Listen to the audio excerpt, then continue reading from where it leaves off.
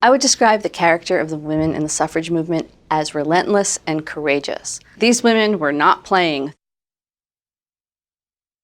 I had no idea that women had spent 2 weeks in prison because they were protesting, as is their right, in front of the White House. The women were tortured and chained. Why? When quitting would be so much easier, when everyone would fully understand if you just stopped and did the easy thing, which would be to walk away and not fight for your rights.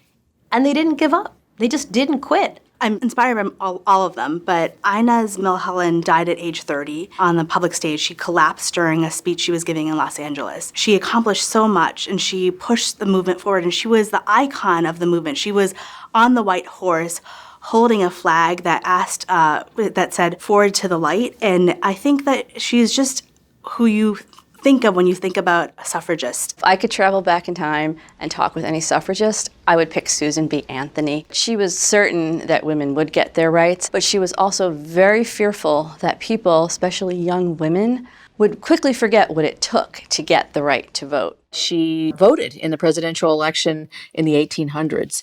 She was arrested, and she insisted upon a trial because she wanted it to become part of the public record that she was being punished for exercising what had been a fundamental right. I think she was fined, but I do believe I read she never actually paid the fine.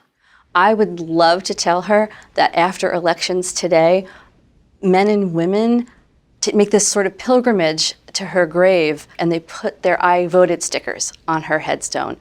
And that she hasn't been forgotten, and the work and the risks that she and generations of women took has not been forgotten. If I were talking to a suffragist and I were going back in time and, sitting down with a suffragist today, I would thank her for putting her life on the line to make sure that future generations had full citizenship rights.